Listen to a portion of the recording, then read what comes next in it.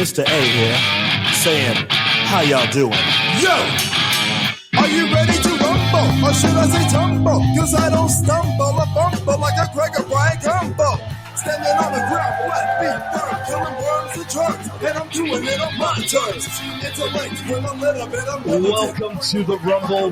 We are back and better than ever, helping you stay ready so you don't have to get ready. We don't want you sucker punch, so we're here each and every week helping you keep your guard up. I am Jeremy Lavelle with Remedy Claims Consulting at Claims Coach on Instagram and TikTok, and they just call me the mouth of the South. And alongside of me is the Prince of Payments, the aristocrat of ALE, Mr. Caleb Owens of Premier Housing Group, and the abundantly factorial and the indisputably incredible, the one and only Baby Cakes, Miss Donna Lavelle. How is everybody doing this fine day? Good. Doing really good. Awesome. It's a little rainy here today. It's been, we're coming out of like the deep freeze that Texas has been in. Again, I'm not going to complain about the cold because I actually like it. Gross. Come on now. I mean, it's so hot here. And, Caleb, you're from Oklahoma, so I know that you get it gets pretty hot there, but you guys occasionally can see some snow now and again, and you actually have a winter from time to time, don't you? Very true. Yeah, it definitely snows in Oklahoma. Absolutely. So we hardly ever get any. All we get is freezing rain, sleet, and pain in the ass kind of stuff, but that's all we ever get. But so, Baby Cakes, you got any fun facts for us? I do. Oh, here we go. Fun facts. Fun Facts with Baby Cakes is brought to you by Inc., the best way to get paid after a property claim. Inc., save time, get paid. Did you guys know that David Bowie's elementary school music teacher was Peter Frampton's dad? Really? Mm-hmm. No idea. That's good to know. You kind of see where he got it. Yeah. Alice Cooper was pen pals with Pablo Picasso. Most people think Pablo Picasso was alive like way back. That's what I thought. And he really was. And he's more of a modern artist, believe it or not. I didn't know that until I looked him up after reading this. I was like, that's stupid. He can't. Picasso, not one of my favorite artists out there. But he did do stuff other than abstracts. And so some of his I've never seen his other stuff. Yeah. I didn't know he was when did he die? Do you know that? I think he died in the 70s sometime. Yeah, like 73 or something. Yeah. So he's more modern, yeah, for sure. I thought he was kind of back in the Renaissance with Monet and those other feely people. Gordon Lightfoot's song Sundown was written for the same woman who went to jail for providing the drugs that killed John Belushi. Come on, really? Yes. Wow. Boy, heavy on the sundown there, huh? Yep. God. The person playing guitar on Tom Jones' It's Not Unusual is Jimmy Page. It's not unusual to be loved by anyone. Jimmy Page rocked that out, huh? Yep. Awesome. Let's see.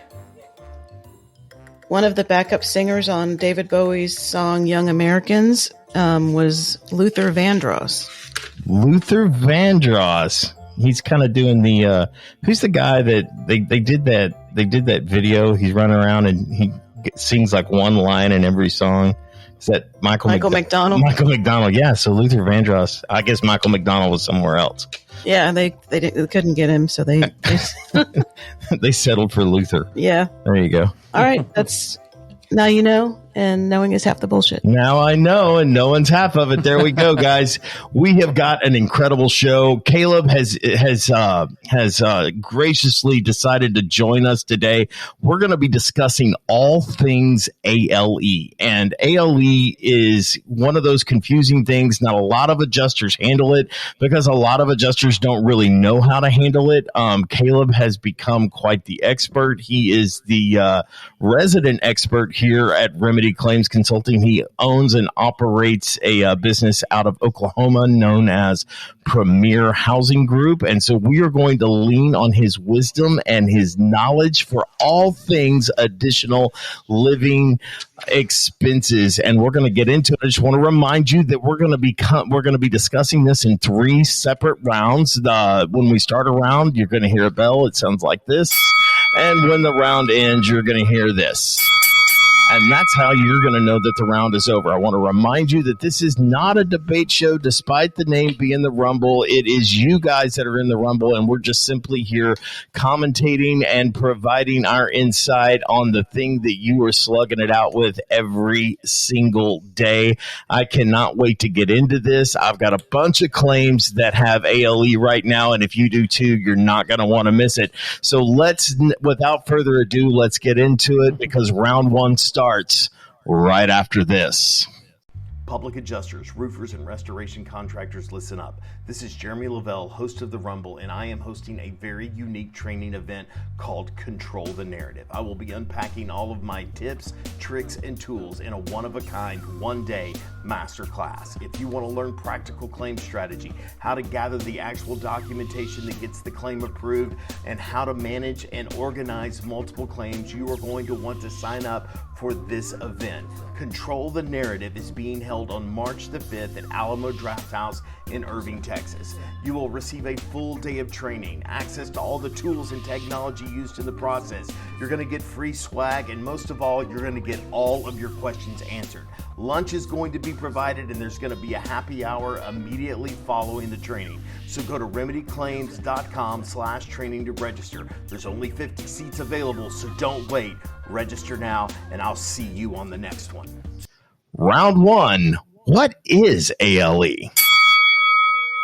So briefly, guys, ALE, as most of you know, is it's called additional living expenses. Sometimes it's also referred to as loss of use, kind of depending on the policy or what you're in. It is referred to within the industry around other public adjusters and claim professionals simply as coverage D. Sometimes within homeowners policies, if you're using a State Farm policy, it's referred to as coverage C, because State Farm doesn't really have a coverage, and other structures coverage. So, but most commonly among most HO3 policies, it is called coverage D, or additional living expenses. And the first thing I kind of want to get into is sort of what it's not. It is not an expense account. Okay, and a lot of people approach it sort of like this expense account. They can spend the money kind of however they want. And I'm going to let Caleb kind of further describe sort of what he does in the ALE round. But first, Caleb, tell us sort of where you came from and who's holding your children captive to make you do something this kind of crazy. So go ahead. That's funny. Well, I got into doing this because I had, I guess you could say, because of COVID, there's a lot of people like that kind of changed your life. I had a corporate housing business before, and we had to adapt and overcome after COVID. It kind of really didn't collapse it, but it shook it pretty hard. And we kind of pivoted. We were doing this before that for several years, but this kind of really accelerated everything, and kind of went into the role of providing ALE housing. We don't only do housing, we do pretty much any and everything that is, just as you put it, under coverage D or additional living expenses. Anything that falls within that umbrella, we do it all. One of the things that I'm kind of curious, let me just ask you this kind of quick question. I mean, the COVID pivot, there's so many people that went through that process. Yeah. You know what I mean? The COVID pivot where the country shuts down and we have to figure out what we're doing. And I was using a different company prior to talking with and meeting you. And I'm going to tell you that it matters who you pick when it comes down to using either a housing service or an ALE service. One of the things that I like that is different about Caleb is that and correct me if I'm wrong, maybe you're just doing it for me, but he handles ALE kind of soup to nuts, beginning to end, and he will handle your ALE burden 100%. And the reason I personally like that, and he's nodding for you guys following along at home, he's nodding up and down, letting me know that he does do that. One of the things that I don't do is I don't take a fee on ALE, because it is a reimbursed expense. You know what I mean? So it's money that they would have spent out of their own pocket. It's just a reimbursed expense. And so additional living expenses is not a burden that I want to put down on clients. I have charged for it in the past. And if they insist on me handling some things, I have done it. But moving forward, and being able to work with Caleb, I am passing all of the ALE burden over to him. Now, I still argue it. I still make sure that the policy is held up. I pay attention to the policy limits, those sorts of things. But I pass it off. To Caleb. So he is more than just housing. And housing obviously is the big portion of it. But I want to remind people that there is so much more to it than housing, especially as you go through the claim. Finding somebody to live obviously is the priority at the very, very beginning. So, Caleb, can you kind of tell me, so how do you figure out what kind of place that you're going to be looking for when it comes to that sort of initial concern? What is it that we can be thinking of do we find a hotel room? What is sort of the steps of that housing process when you approach it? Yeah, no, I'm glad you asked. We really try to make things easy, not only for you, but for everyone involved. So we'll take all that burden. All you really need to do is pass us the information. We just need the basic information on the claim, be that if you have the claim number, if you have the other information on the claim, but we mainly need the insured's name, number, phone number, email, information like that. And then we handle everything as far as finding out if they have handicaps. That's quite common. We see that a lot now. Also pets and anything else included. But we try to take care of everything. We shouldn't try to. We do. We handle every single detail from start to finish. So it's turnkey. You should not have to worry about handling any of this, about taking care of this, what type of hotel they're going to need.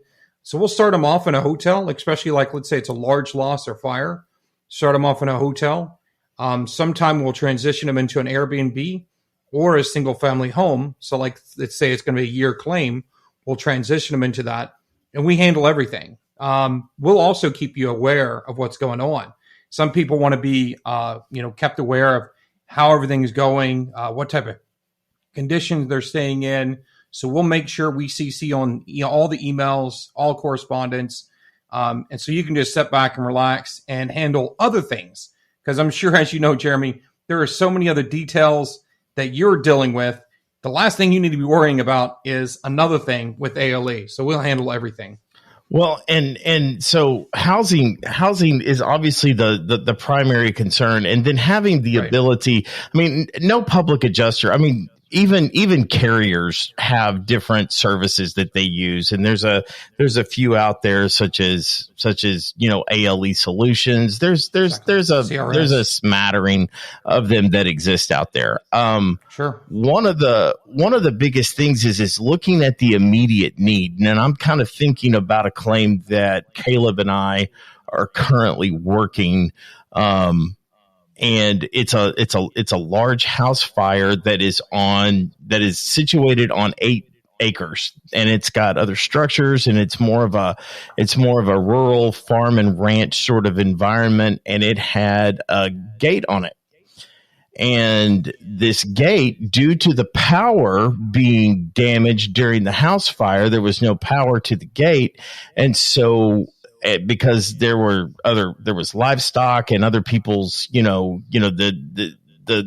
client that I'm talking about had other people's horses that she boarded. She boarded some horses and things like that. And so there were people that were coming and going. And one of the immediate needs, we didn't have time to wait on this, was security. And we had to figure out security. And so I jumped on the phone with Caleb, and there's all of these needs that happen sort of all at once that have to be handled.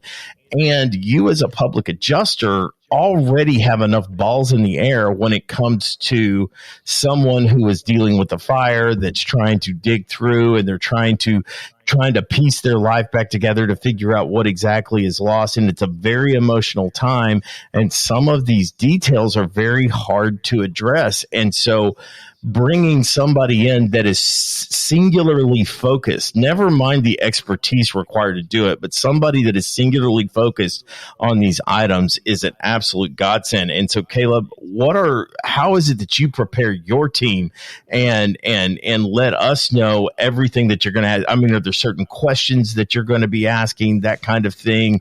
And do you deal directly with the client, or are you getting all your information from the public adjuster? Good question.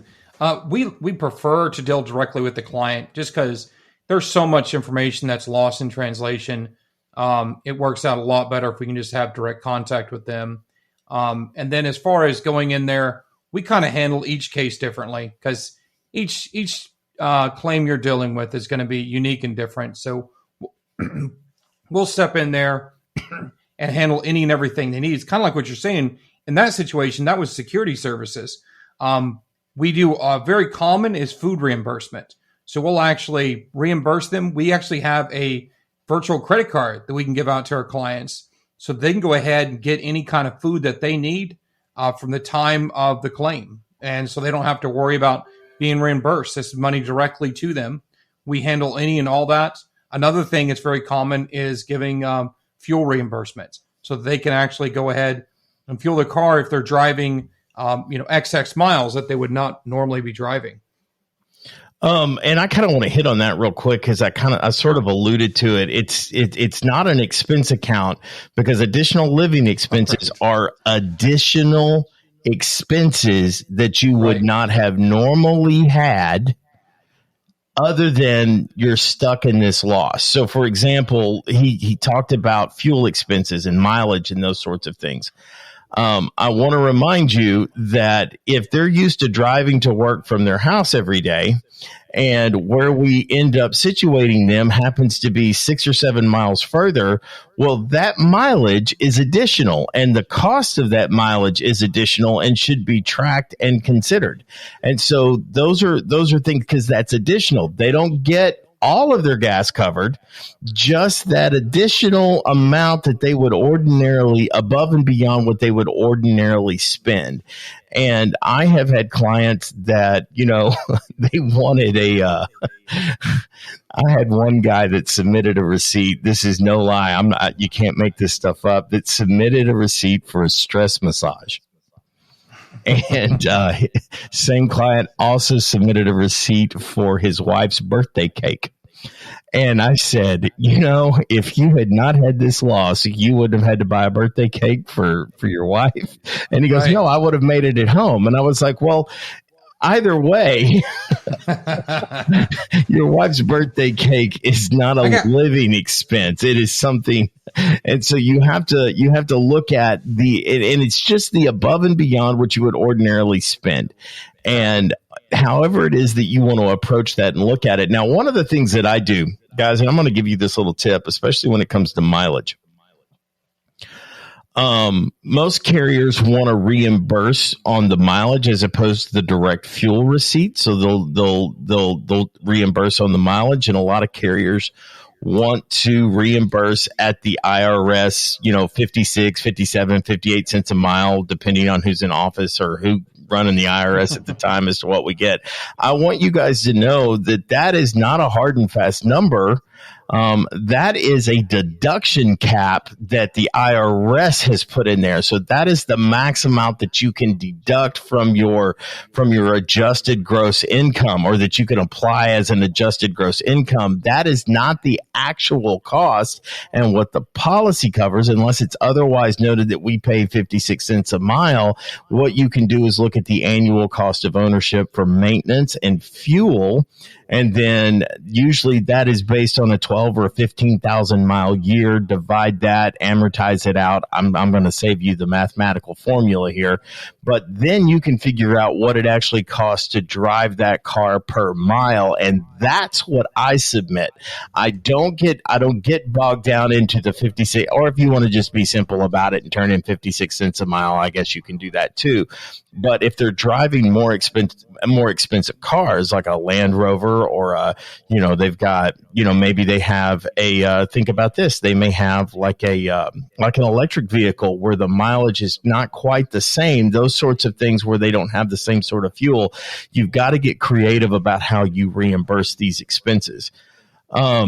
Food expenses are kind of different too, and I don't want to take over here too much, Caleb, but food on the upfront of a loss is going to be a much greater burden than on the back end of the loss, because everybody has always eaten. So the additional living expenses would be the initial groceries, or until you can get to the grocery store and buy those groceries and you're living in a situation where you can actually prepare your meals much like you did when you were at home. Everybody eats, everybody has always eaten, but it's the additional expenses of what you're having to spend, maybe because you have to eat out and that's more expensive. So those are where additional living expenses come in. What are some other things that we need to think about when it comes to additional living expenses that we would want to add or consider, Caleb? Oh, okay. As far as what else is in that ALE bucket is, there's so many different things, and it's wide ranging, and it's going to vary depending on the claim. But just like to your point there with the food, that's a big category that's very common. I'll tell you this, we do have this, and this is per request from a carrier, is that we pay out food only claims. That's what we call it, just food only. So we don't deal with anything, just pay for their food. Like, i.e., if they've lost the use of their kitchen, that is a qualified expense because they have loss of use. So you have an additional living expense because they're no longer have a kitchen. So we pay for them to be reimbursed for their food expenses. That's a very common one. But utilities is another one. Pet boarding is another one that's very common. You didn't touch on that. We will pay for any and all kind of pet boarding costs that you would not normally incur.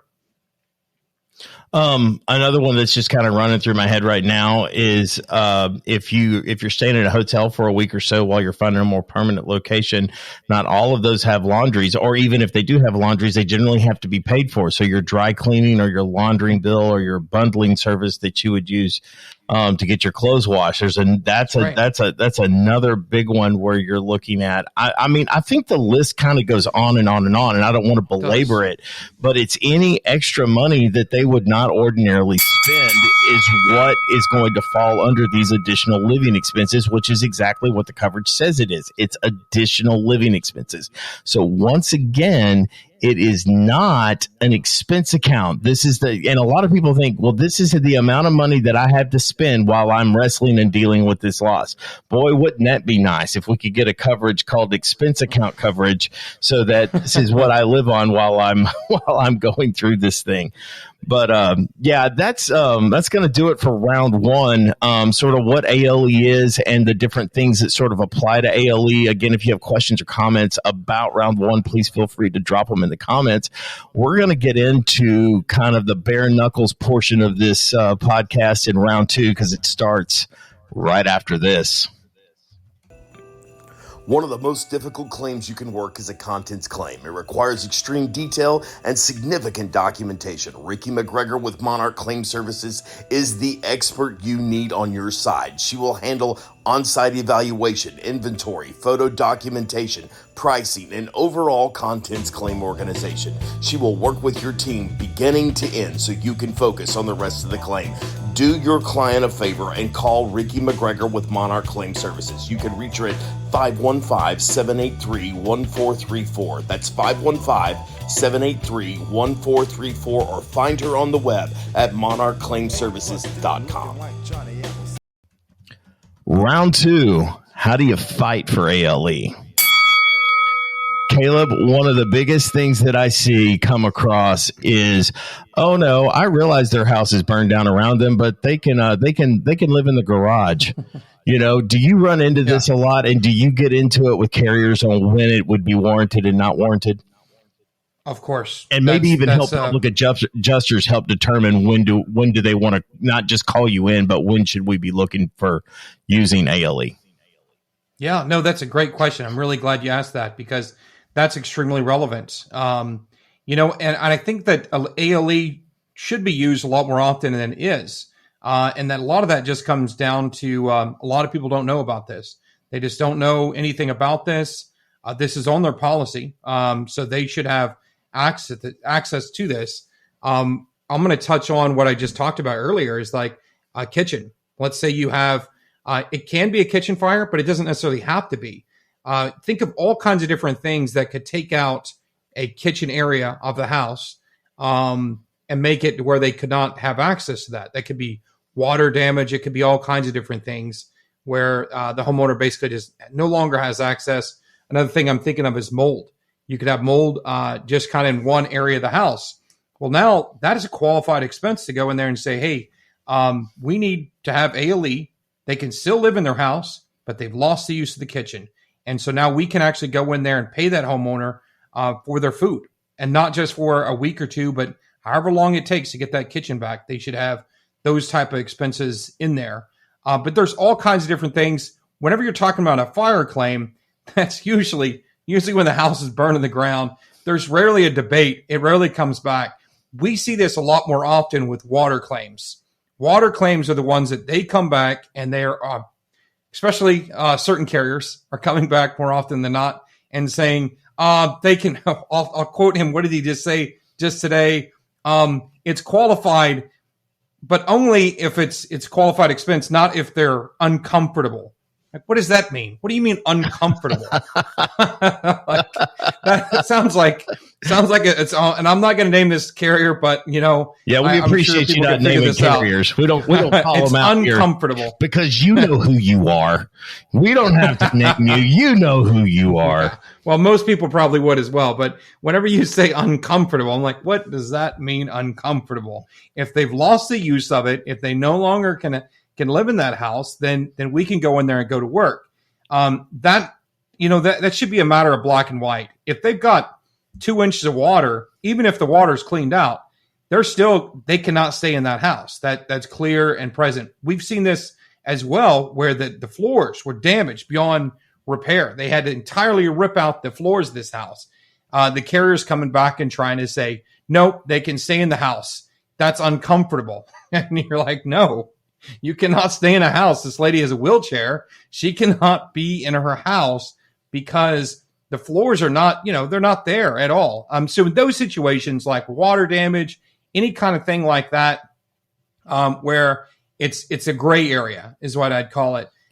That's when you go to work as a public adjuster and start saying, hey, no, the reason another one is very common is mold, because the adjusters will try as best they can to say, it's fine. There's nothing wrong with the house. It's okay. And so that's when you have to have a mold report. And if there is mold present in the house, then that's something you can take to court if you need to. Usually you never need to get anywhere near that. It's just saying, hey, here's a mold report.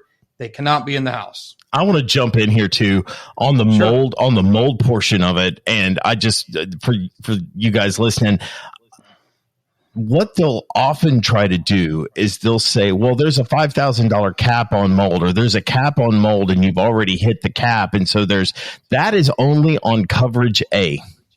And the mold cap does not apply to additional living expenses. Additional living expenses is qualified under whether or not the loss is covered.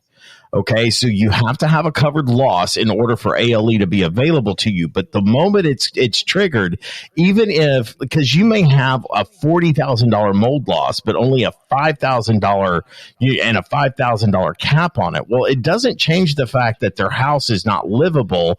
Whether you prove that through a mold report, there's a lot of different things that we could get into that basically prove it. But the point is that we have a qualified covered loss here. I have additional living expenses while I'm waiting for this to be remediated. Once it's remediated, then they may begin to leverage, that whether or not it's livable or not. So you're going to have to revisit whether or not it's livable. While I'm asking, is there an amount of time, like take a water loss, just for example, a water loss, so not a fire, but a water loss. What do you, when you start negotiating for temporary housing, and I'm not talking about the immediate hotel, I'm talking about the more semi-permanent housing, you know what I mean? What do you generally say? Is it 90 days? Is it 60 days? What is your initial effort of approval there? What do you think? That's you kind of opened a can of worms on that. That's a really interesting topic, because what happens is, and maybe this is just the industry standard, is that these adjusters, they do not want to pay for 5 seconds longer than they absolutely have to. So they will only prove for the minimum time, even though they shoot themselves in the foot on that because it costs more money. And so if it's something like, let's say, like what you're saying, semi-permanent, that's when it gets into like gray area, and that does require more finesse, more negotiating. But like, let's say it's 4 months. We're going to go ahead and we talk with the restoration company, usually on a, I'd say a weekly basis, to find out, hey, what's going on site? How are you guys doing? Is this going to need an extension? Because we need to know before anyone else does, how much longer is this going to be on there for? We'll go ahead and secure the property for, let's say, a month-to-month term in those type of areas. Like, let's say it's 4 months. We'll go ahead and secure everything. And then as far as the adjuster side, we'll have to go back on a regular basis and get an extension and get an extension and get, it just goes on and on and on and on. They just do these extensions on a regular basis. It's common practice, because I think the biggest thing is they do not want to pay for any longer than they absolutely have to. So we've gone through it where we've done 12 extensions, and it's just to the point where it's just crazy. You're just constantly doing that. Well, one of the, I kind of look at the loss, and I honestly figure, how long are they going to be out? I use my own experience there. Water losses, ideally, I'm going to try to get it settled as quickly as I possibly can. But one of the things that I argue is basically that they have 60 days to investigate the claim. Do you know what I'm saying? Like right. There's a timeline that exists on these things. They have 60 days to even pay the claim. You know what I mean? So while they're investigating the claim, they may only have 15 business days, and this is in the state of Texas, 15 business days to request information. Once they've accepted the claim, they have 15 days, business days. So that's 3 weeks to request information. Then they have like nearly 60 days to make a coverage decision. And then once they've made a coverage decision, then they have 5 days to pay it. Well, I mean, I'm sitting here looking at the amount of time that they have to make a coverage decision in Oklahoma.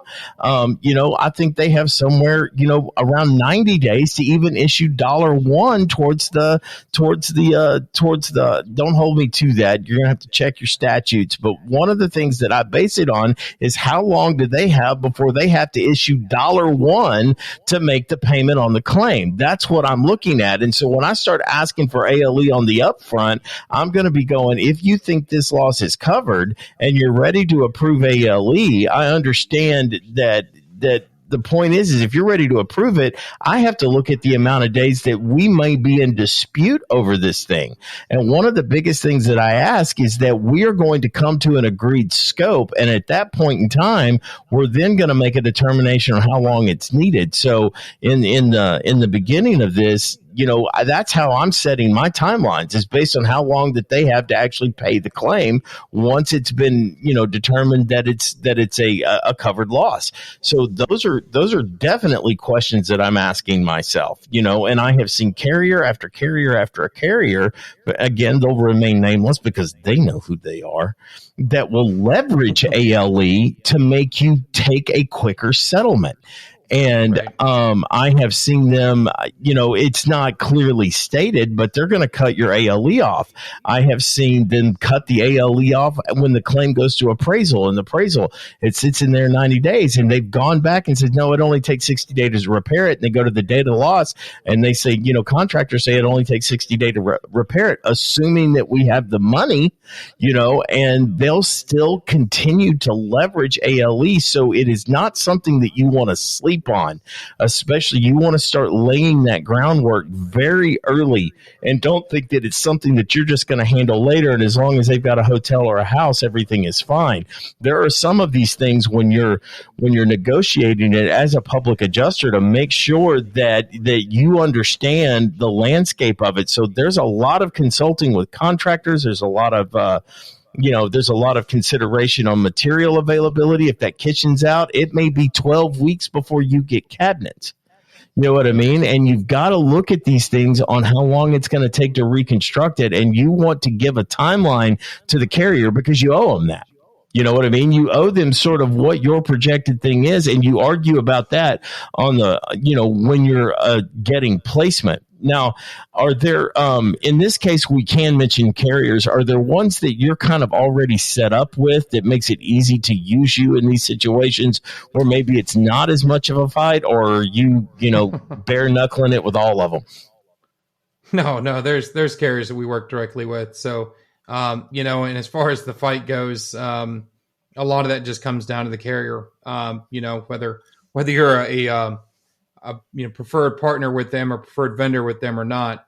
I don't know if that makes any difference, to be honest. They're probably going to try to do everything they can to keep, I'm just going to say this politely, to keep costs low. You've touched on a really good point there, Jeremy, is that, and unfortunately the person who's really, at the loss on this is the homeowner. That homeowner Sure. has no clue what's going on. And, they've gone through a loss. Let's say it's a major, large loss. And you're going to expect them to wait until that carrier comes back and eventually comes back and says, yeah, this is an approved loss. And yeah, we approve ALE. So what we do, and this is just our company, I think this separates us, is we take a risk. We go ahead and help that family out from day one. As soon as the fire happened, whatever the loss guys, is, let's give him we'll go in there of and help him applause out. for taking that risk. I mean, that is, yeah. Settle down. It's only a Monday.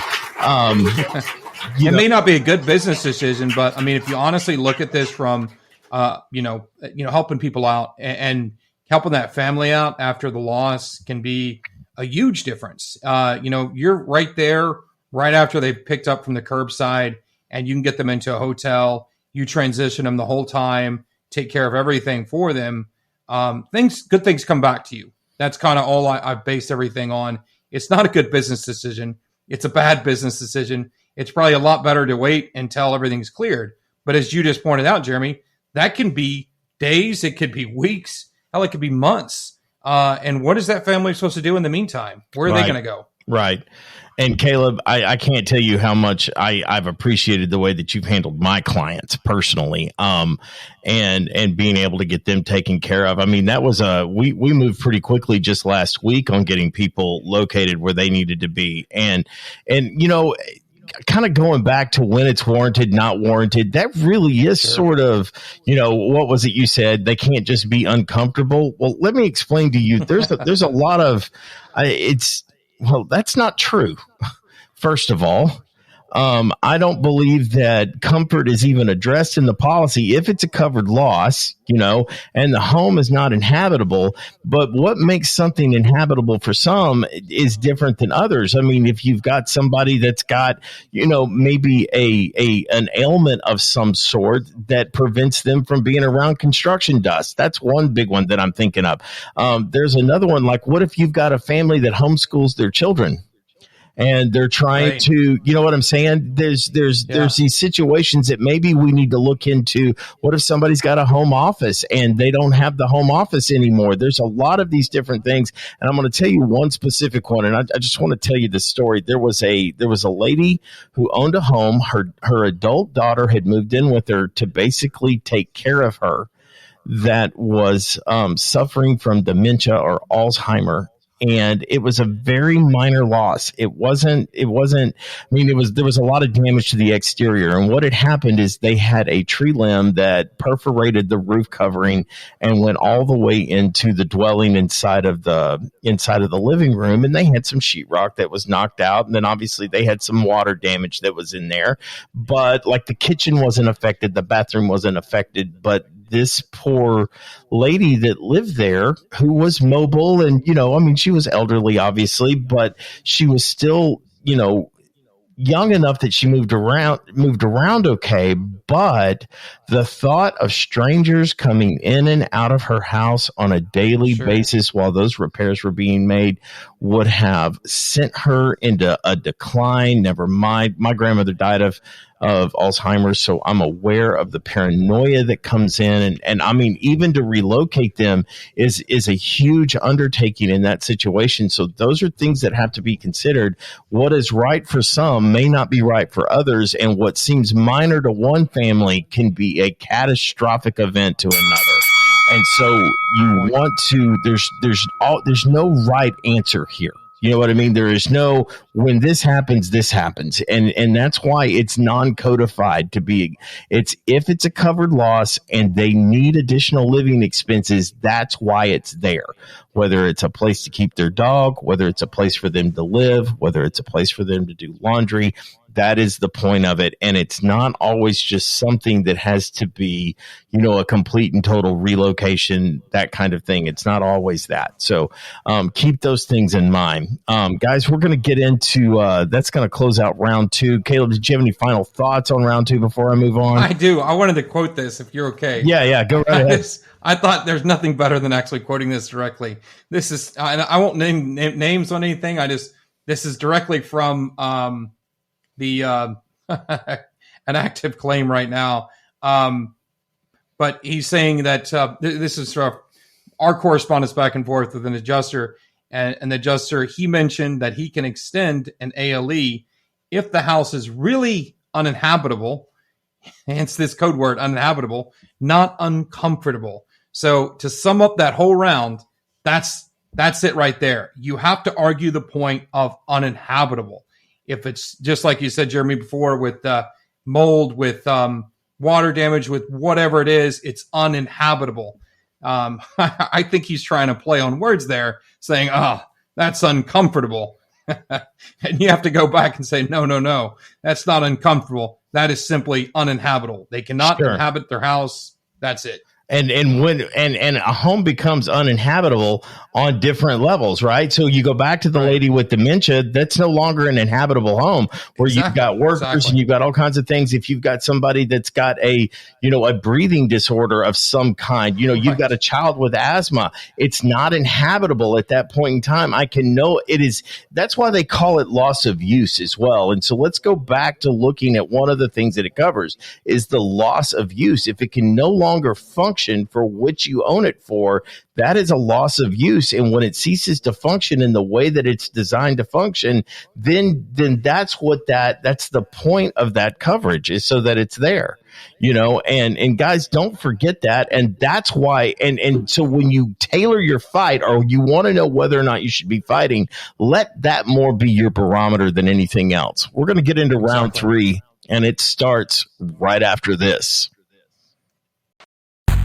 When choosing someone to help with your online marketing, make sure you go with someone that has years of experience. Our good friend Sally at Thrive has over 20 years of digital marketing experience. She can build you a beautiful 15-page, sleek, interactive website, post on your social media platforms multiple times a week. She can do a video, an amazing CRM to manage and maintain and nurture your clients, text, email marketing, review generation, a business listing on 60+ search engines, including 3 voice networks, appointment scheduling, estimates, invoices, payment processing, and more. She will also create for you on Google, a Facebook page, in Instagram, Twitter, and LinkedIn. If you need these for your businesses, she'll help you create those pages on all of those sites. If you already have these pages, she'll optimize them for you as well. Call or message Sally today.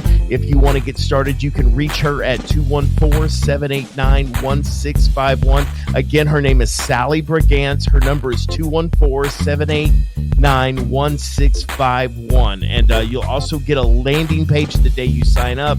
When you send her a referral that signs up with her, she'll credit your billing account. Logos are also available. And she also offers a lead generation service and SEO, search engine optimization, where she can guarantee you to appear on the first page of Google or your money back. It is spelled THRYB. And you can find my good friend Sally Brigance, and that's spelled SALLIE Brigance, Brigance, and she can be reached once again at 214-789-1651.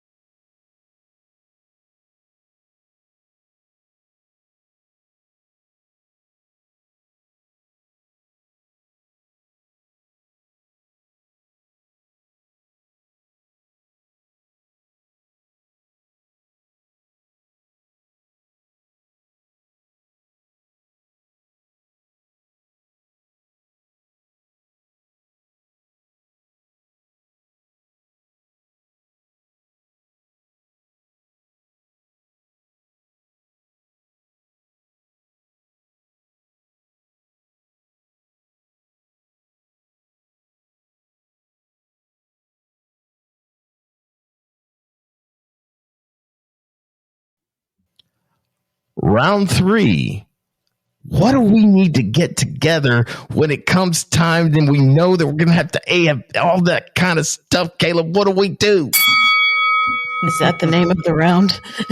That's the name of the round. It's going to be really hard to type out. Yeah. That's so, funny. Caleb, I know we kind of touched and hit on this kind of thing. Obviously, we want to get you dealing with them directly, but what are some of the initial things maybe when we call you or we're trying to do that warm handoff? Sure. Do you have a form? I mean, what is it? Yeah, we do. We have a form, but it's terribly simple. This is, we try to keep it within 30 seconds to 5 minutes. The form literally asks a handful of questions that are very, very basic questions that, they can be answered by pretty much anyone. We need to know your client's name, number, email address, their contact, obviously. If you have the claim number, that's great. And if you also have the adjuster's, company adjuster's direct information, that's great as well. The only thing that's really required is just your client's contact information. So we'll go after them and start really fighting and handling everything. The whole point here is to reduce this admin, mainly all the different things that go along with this. Just like what you were saying before, Jeremy, on is this qualified? What exactly can we cover on that? And I've kind of pulled up a little bit longer of a list here just to kind of go over more details. And so, Donna, that was another thing is that this round is supposed to be like, what is qualified for ALE? What encompasses this ALE? That's a little bit more of a bite-sized way to put it. There you go. Yeah. There you go. I'll use Take that. It is a little bit more drawn out. But I've got things like, and I'm just going to just tell you a few of these, just because I think this is things you got to think about. Just like you said, Jeremy, with the office and at-home office. If you get put into a hotel room, you no longer have access to these type of things. So you they can just need use the business center. They can just use a business center down there. That's what they're going to try to argue. They're going to try to argue that point. And that's not right, because you at home, you've had this whole personal space that was X number of size in square footage, and you've lost use of that. So now, hey, you need to have an office space. You said this earlier before, is laundry expenses. We'll pay for that. We'll pay for all that directly. Cleaning services. If there's something unusual about the circumstances, we'll go in there and we'll pay for, them to have cleaning services. Security, just like you said before, on this claim that we're actively working. So this happens. In that situation, you're talking about the gate that was no longer functionable. So now their entire property became basically vulnerable. And so we needed to have security services.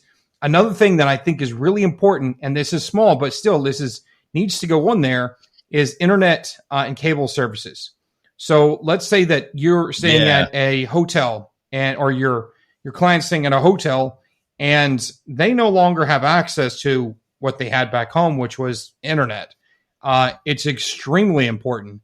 And so if they're staying at the hotel, they should not have to pay for the internet service if that hotel charges. Most of them do. For a premium internet service, most of them are charging for that. That is a qualified expense. So we should be taking care of that. We should be paying for all those type of services. Obviously, if you're going to back into a regular permanent housing type, we're going to pay for their internet services there as well. But that is going to be something that we're going to pay for. It may seem like a small detail, but I assure you it's not to that homeowner. They're going through all this stress and they're like, oh crap, I got to pay $16.99 a day for internet service. That adds up to them. It's a big deal. Another thing is like phone and forwarding services, mail forwarding, because they can no longer get the mail at their property. I don't know if this is the case on this is obviously not the case on most claims, but this does happen where they're no longer able to receive mail. They're no longer able to do different things like that. So anything that's going to, any kind of disruption in life services that you normally have is going to be qualified.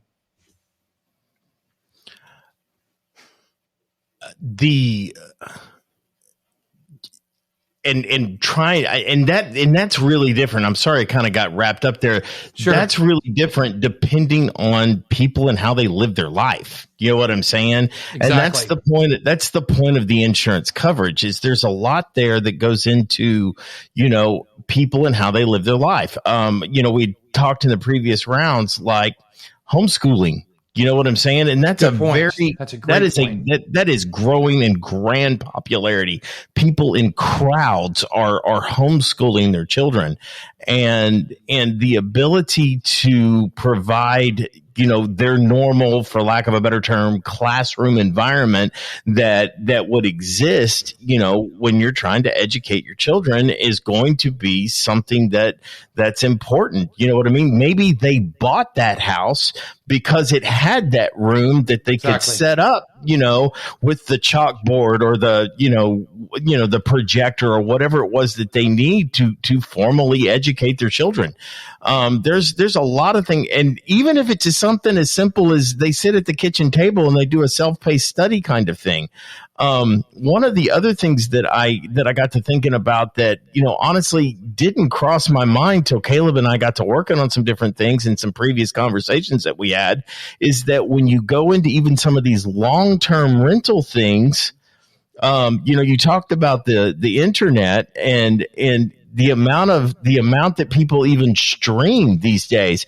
And and it's like, we think about these utilities obviously are important, but furniture, you know what I mean? Like, even if their furniture isn't damaged, but their house has had to be packed out, I mean, moving it from their house to the place that they're going to be staying that may be empty, that's an expense, that moving expense there and back.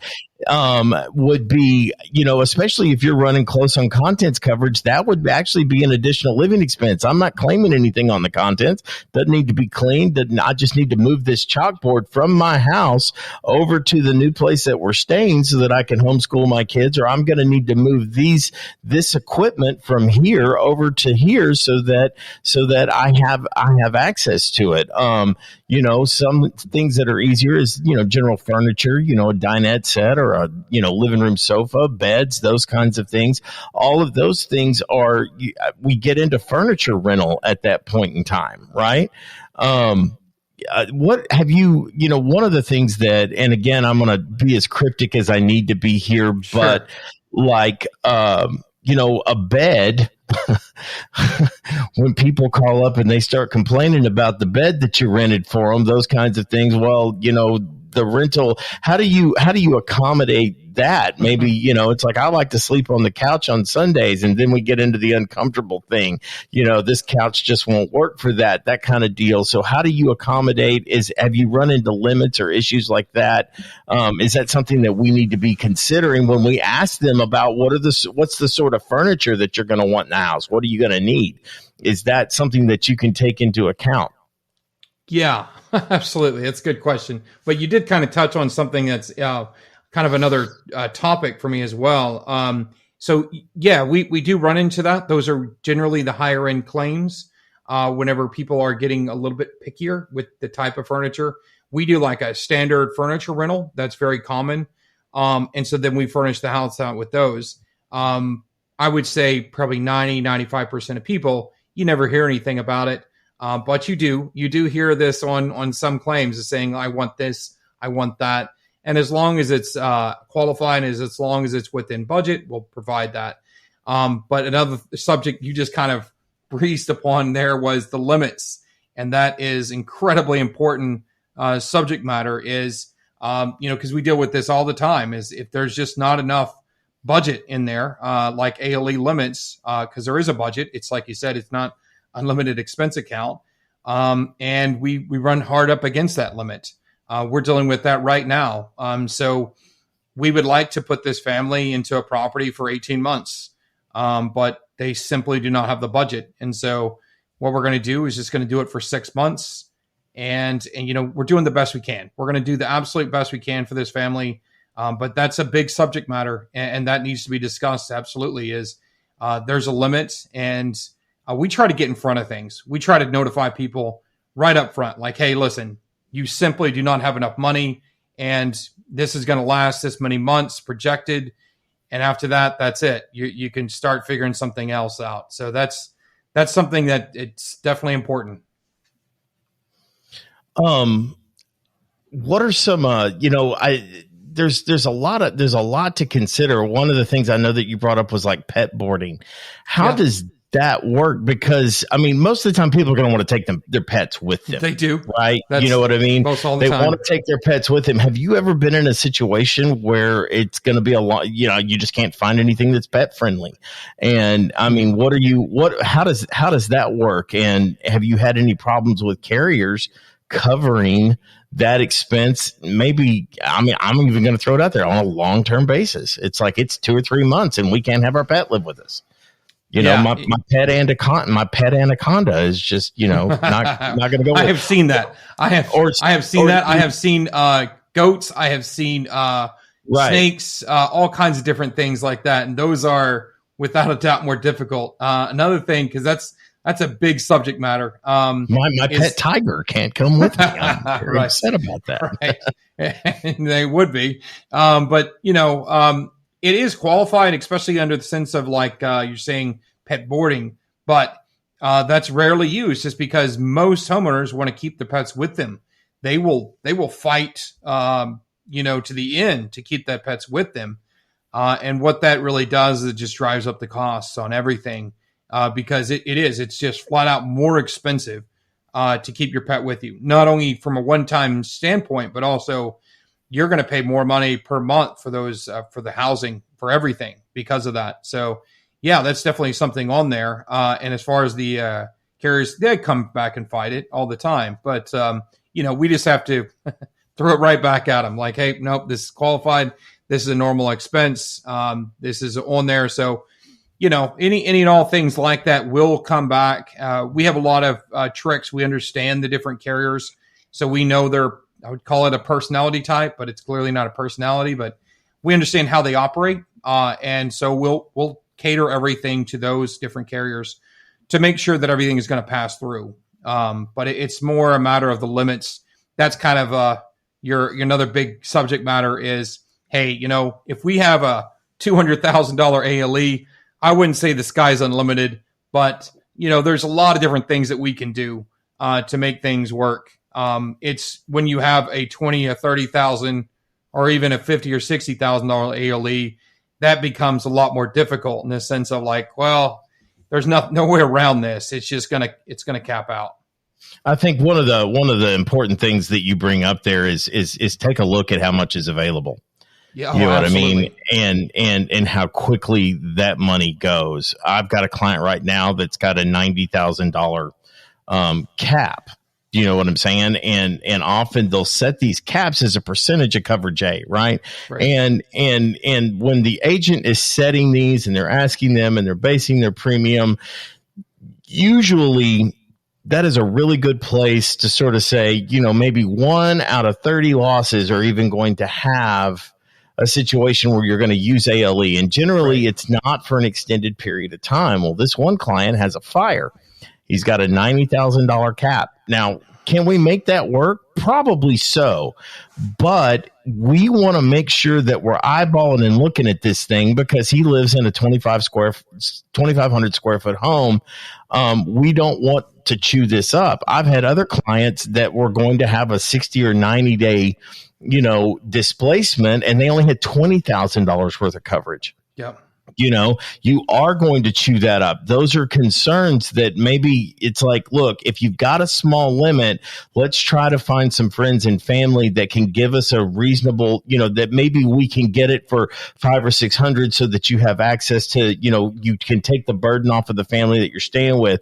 But some of those strategic efforts in making sure that that's done. And Caleb, let me ask you this. Sure. You provide this. I mean, like for me, you provide this ALE service.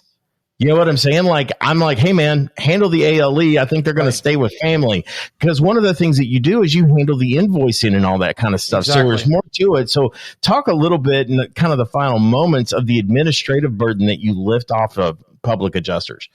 Yeah, no, I would say just like you just said, because once you turn everything over to us, we'll handle any and all. And that could be a matter of just like what you're saying.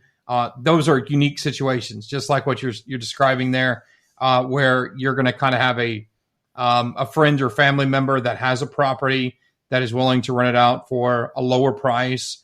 But we get that happens. And that's really nice when we can find a situation like that will work out. But another thing is that I want to talk about really quickly is deposits. When you have a family that is going to stay into a house, and they have to put down a deposit, whether or not they're a victim of a fire or not, or anything else. Right. There's still a deposit, and that deposit will not be $200. It's like thousands of dollars. Sometimes we've gotten to $10,000, $20,000 deposits, but it's very common to see $4,000 or $5,000 deposits. Do you think they have that money sitting in a checking account? It's unlikely. It's extremely unlikely. Right. And so we'll actually pay for that. We pay for that to get them into the house. And that can make a huge difference to them to go ahead and get into a house. We'll also co-sign the lease. We'll actually sign everything and handle everything for them to get them into the house to go ahead and take care of it. That can be fundamental difference because there's a lot of people that they were fine whenever they were homeowners, but now you throw them into this environment and guess what? Their credit's not that good, or for whatever other reason, because they're stretched to the limit, they will not qualify for the home. And so what are they supposed to do? They're going to put them in a hotel for a year. So we'll actually go in there. You don't have good enough credit to have a fire. I apologize. Well, and you're throwing people a curveball with all this. And guess what? There can be a lot of other expenses that they did not know that would be coming along with this fire. And so they do not have the money to go ahead and pay thousands of dollars or the credit to get onto that lease. And so, yeah, we'll actually sign it. We'll handle it as a company. That makes it a lot easier to go ahead and get into those properties and just put them on there as a tenant. So that can be a difference between running out of money or staying in the property until their home is ready to go. Man, that just flew by. I can't believe. It seems like it, didn't it? Golly, I feel like man, you talk about the tip of the iceberg. Will you come back and do some more of this with us? Maybe we can do an entire show maybe on just what is ALE. And I think we can, we could drill this down. But for those of us that may need your services or learn more about what you do prior to you coming back and rumbling with us yet again, how do we get in touch with you if you wouldn't mind helping us out there? Yeah, sure. You can just visit our website. That's prpih.com. Or send us an email, admin@prpih.com, or give us a call. So it's 405-604-0786. It's like you said, Jeremy, there's other companies out there that provide a service. But from my experience as well, just kind of seeing what happens, because I never get to see the other side. There's some crazy stories. There's some absolutely crazy stories what these other companies are doing and requiring. And if anything, I'm impressed. I'm like, wow, you guys have gotten away with this kind of stuff for so long. So yeah, I really think that we can lighten the load, to say the least. I think that's the biggest thing. We can lighten your load, make your life easier, make your clients happier. And that makes everything go a lot smoother. Well, Caleb, I really appreciate that. Guys, if you handle one loss and you try to handle the ALE, you'll understand where I'm coming from. You've got a lot to handle, and I'm just gonna say this is something that desperately needs attention and focus. And one of the best ways for those of you who care anything at all about what I say or what I think, you're going to want to outsource this unless you have a big enough firm that is, set and designed and you can have people to focus on it or whatever the case may be. It just requires a lot of attention and ongoing management. You've got to pay attention to those things and follow up with people. There's going to be an extensive amount of receipts that come. And I mean, trust me, the thing that you're not thinking about is going to come up. They're going to incur some sort of expense that nobody else is thinking of. We're sitting here and we're thinking about, all of the stuff that, that's going to cost us extra. Some of that stuff is very evident. Some of that stuff is hidden and you're not going to know until you get down the road. Like it's like I'm thinking about gas, but one of the things I didn't think about is the extra tolls that I'm going to have. All of these things are extra, and you never really know until it kind of slaps you in the face and you realize, man, I'm spending a lot of extra money here. Why am I spending extra money? Caleb Service will help you figure that out. So if not him, someone like him. And I just like the white glove treatment, and I endorse Caleb. I am happy that he is a part of what we do here. He, just from a customer testimonial or a public adjuster testimonial, I try to handle my clients with white glove treatment. So I use people who cater in the same kind of way. And I can certainly tell you that Caleb does that for people. Well, guys, that is all that we have time for. I want to remind you that registration is open for the Control the Narrative event that is going to happen on March 5th at the Alamo Drafthouse in Irving, Texas. If you have any questions or concerns about that, please hit us up on Facebook. You can go to remedyclaims.com/training to register and see all of the cool stuff that we're going to be getting there. I hope all of you are doing well, but in the meantime, stay ready so you don't have to get ready, and we will see you on the next one. Got my hand on the hammer, ready to ram you like the fire slammer jammer. Yes, we're coming up, don't even try to diminish it. I won't start it, but I damn sure will finish it.